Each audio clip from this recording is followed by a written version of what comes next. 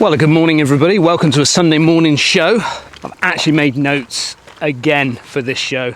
It's not normal that I make a note for a video, however, in this show I've got a few things that I want to get through.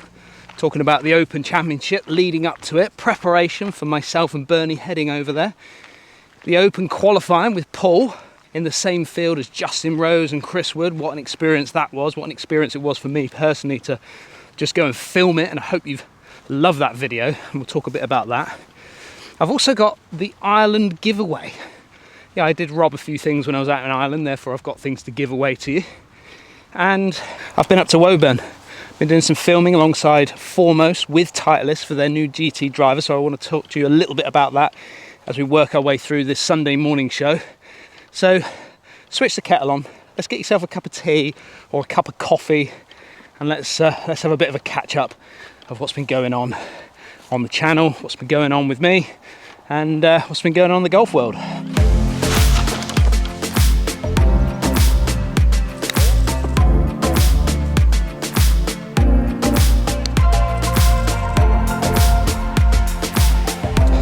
More chance in 3 putting than 2 putting from that distance.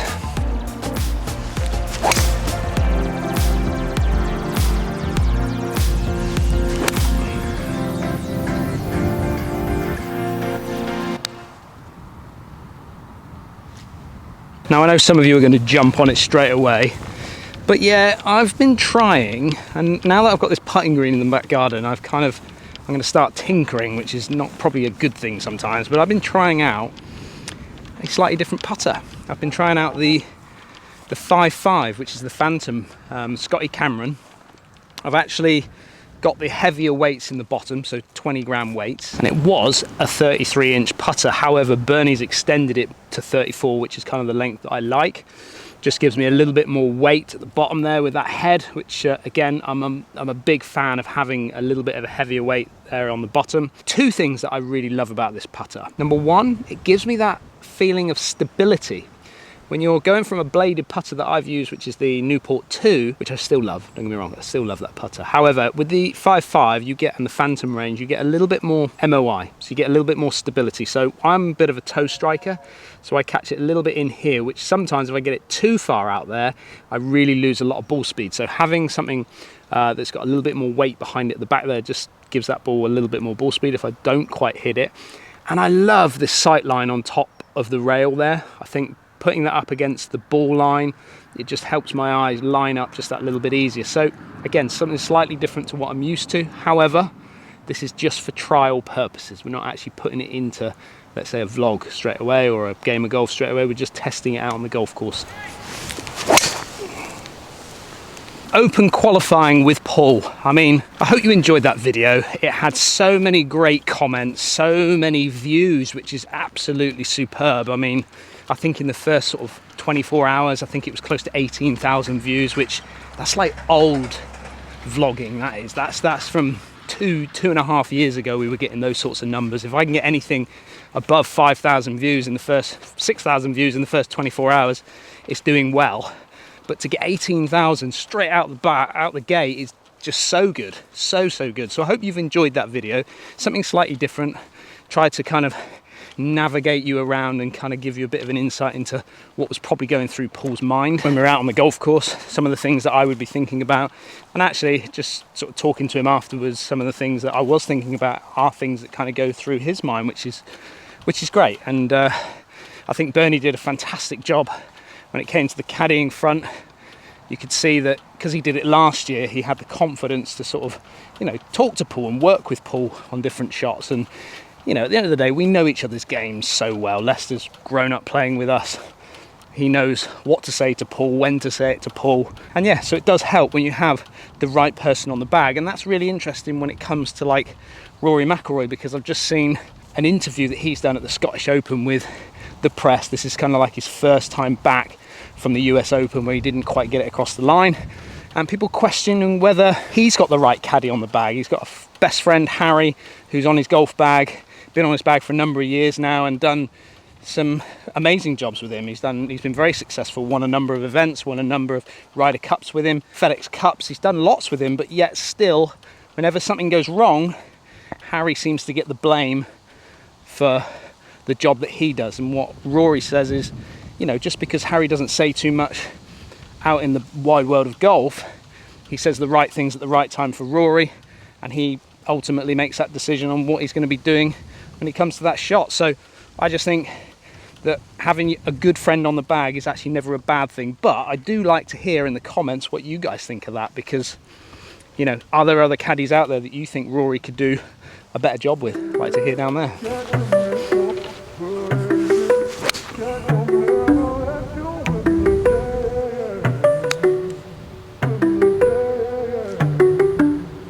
Listening to a podcast the other day, and Mark Brody was on that podcast. It was with Eric Anders Lang. Definitely worth a listen if you're into your podcast. And Mark Brody is the person that created the strokes gained for the PGA Tour.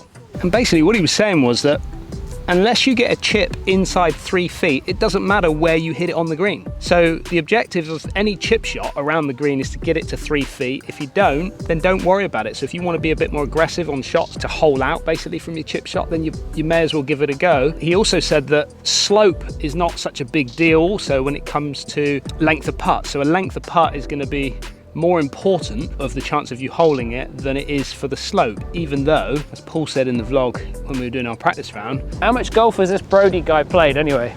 Maybe Mark Brody's never had a 3-4 footer down the hill with a bit of breeze for a par. But I want you to think about that, because I actually think that can help so many golfers. Just think about it. If you don't get it inside that 3 foot mark, which is really quite a small kind of dustbin lid around the hole, it doesn't actually matter, because ultimately once you get inside that 3 feet, you've got more chance of holding the putt. But if you're outside that 3 feet, it doesn't actually matter, because you've got more chance in 2-putting. So just an interesting one there for you to think about. Again, I just think it's going to give so many golfers so much confidence when it comes to their short game. Now, for all you die-hard DHG fans out there that tune into every video I release, you'll notice that I haven't really been releasing lots of videos recently. I said at the beginning of the year, if those of you that watched it, what does 2024 look like for the channel? Well, to be fair, you're possibly going to see maybe just a little bit less of me. And that's because I want to try and give these videos time to breathe. It also takes a lot of pressure off of me to create videos, because ultimately I'm the only one now filming, and I'm the only one actually editing for the YouTube platform. Jordan's busy doing his editing for my foremost stuff, which keeps him entertained. But ultimately I feel less pressure, which is actually a really nice thing to feel, and it also gives me more time to edit, put those little finer touches into it, and yeah, just feel like I've got a little bit more freedom. And actually, once I get my work done at home, which I've been busy doing, been trying to create a new office space at home, I'm hopefully going to have a bit more time to practice, because I've entered a tournament, the West Region Championships at the Players Club, 36 holes, going up against the big boys.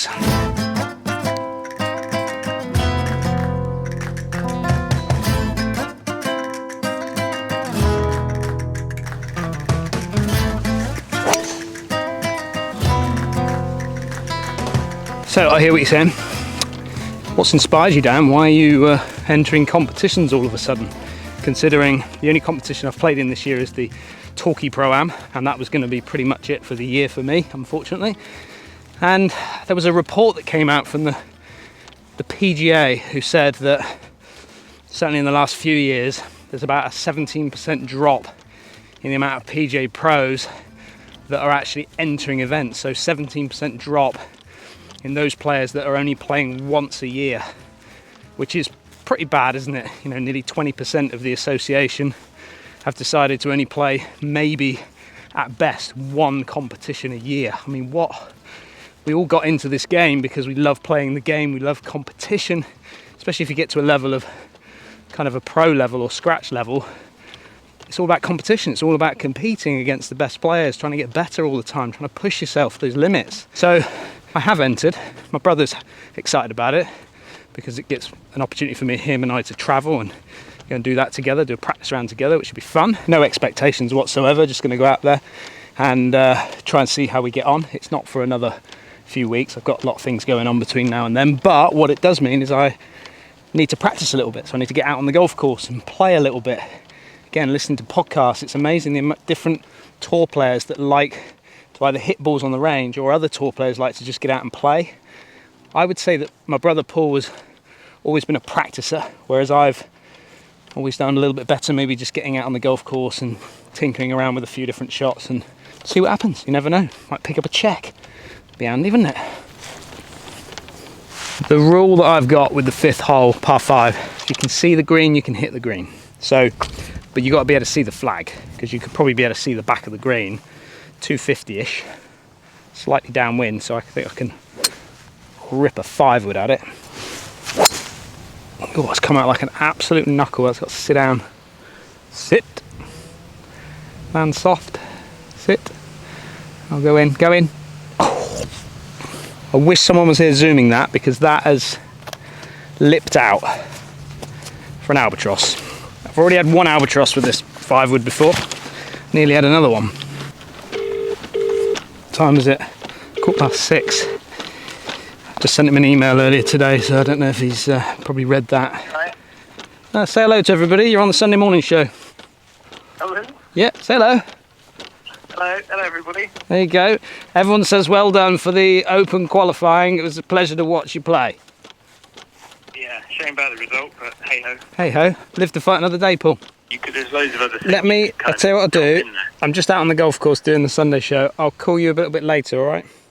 Yeah. We'll go through it. Alright, cheers. Yeah. Alright. Bye.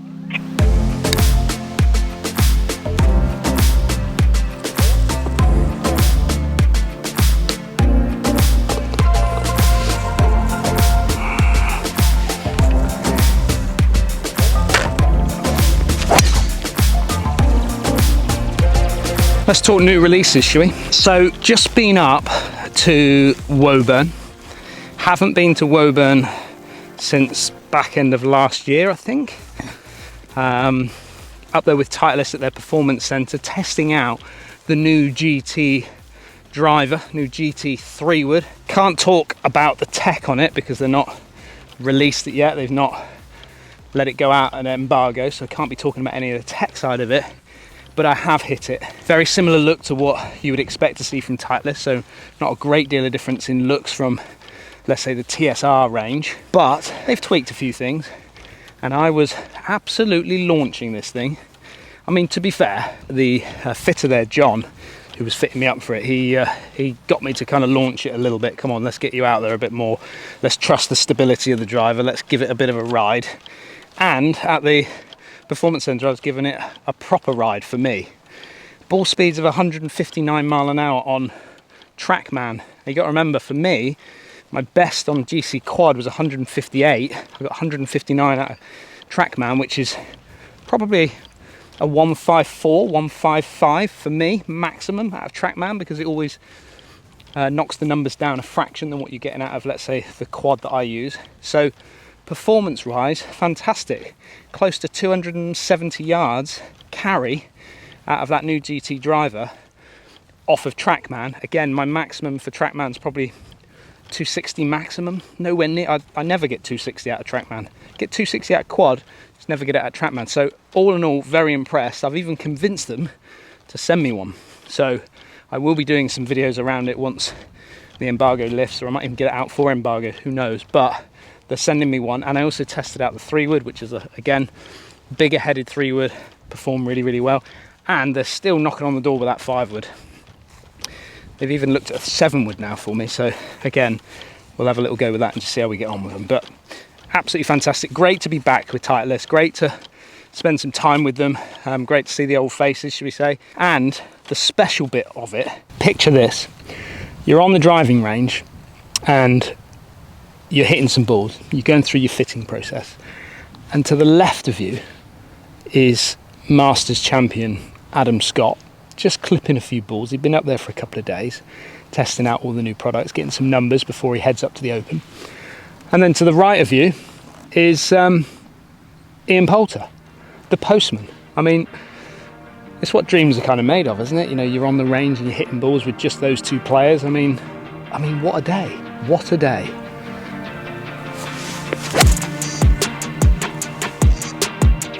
Sit down, sit.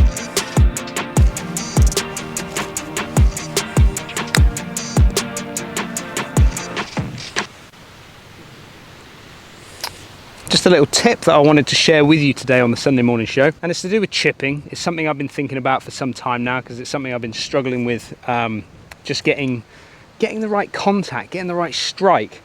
What I'm tending to do is catch the odd one just a little bit heavy, but something I spotted on the wickedy wild west of Instagram, which is where it can be a dangerous place for little coaching tips, but I did spot it and I just kind of broke it down for myself to get a bit of an idea of what kind of is happening. But as I'm kind of coming into the ball, what tends to happen is I get a little bit kind of laggy. So what I mean by that is I tend to get a bit hingy with the kind of left hand coming down into the shot, and sometimes I can kind of lean the handle kind of towards the ball, so it almost lowers the handle slightly towards the ball, and the result of that is that I tend to catch it a little bit heavy or even a little bit thin. So if you're somebody that is struggling a little bit with strike, little tip, keep hold of the left arm, so for right-handed golfers, left arm with right hand, and just get the sense of letting that club head just take over, but you're keeping the left arm kind of connected to the body. Don't let that arm kind of get away from you in this position, which is where I can kind of get a little bit disconnected. So just keep that left arm connected to the body, right hand just sits on there, just gives you a little bit of a drill. Get that club head just to take over the hands as you kind of come through, and it just gives you that feeling of kind of releasing that club with that connection to the body. And I got to say, strike wise, still got to work on my distance control, but strike wise, so much better. Give it a go.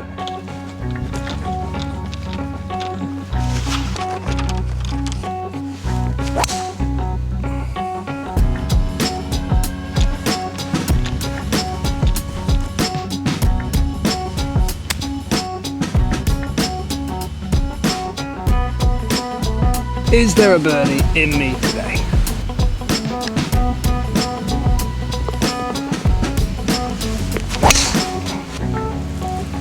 I think it's time for us to do that giveaway. Now, I haven't actually brought the products with me out on the golf course, but I do have a golf ball of which I'll be giving away with it, a sleeve of Golf in Ireland balls, along with a Golf in Ireland shoe bag, FootJoy one, and a Golf in Ireland Titleist hat, which is very nice as well. Well, you had to choose what score Lester and I would shoot at Westport Golf Club. We shot 1 under for the scramble, foursomes and 4-ball, which wasn't great, was it? Let's be honest. We did so well in the foursomes, and the winner is Lieutenant 99. So congratulations, Lieutenant 99. You are the winner of the 3 items, the sleeve of balls, the shoe bag and the hat. That should just keep you going for the rest of the season. And yeah, but what a trip that was. If you haven't checked out the Irish adventures that Lester and I had over there, make sure you do. And if you did check them out, comment down below, because I'd like to hear what you thought of my trip to Ireland, because I feel like there's another one brewing, but we'll see. Oh, D8, that's not bad. That is not bad.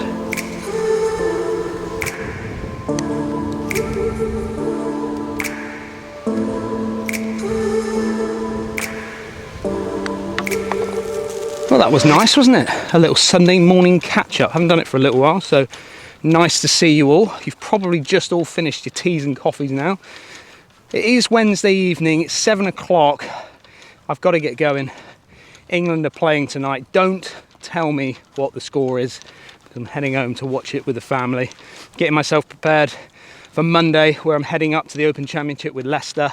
Going to do a bit of filming with Foremost and Mizuno on Tuesday in the sort of tour van area, so that should be fun. We are going to be in the Open Championship wandering around on Wednesday and Friday, so if you are going to be at Royal Troon, make sure you try and find us and say hello. It'd be great to see you. We'll probably be on Instagram and things like that, so make sure you message us on Instagram and we can meet up with you and say hello. But and if you do spot us out there, make sure you tap us on the shoulder and say hi, because it's always great to see and meet so many of you. If you are new to the channel, hit that subscribe button, and I'll see you at the Open probably. If I don't see you there, I'll see you on the Sunday morning show. Thanks for watching.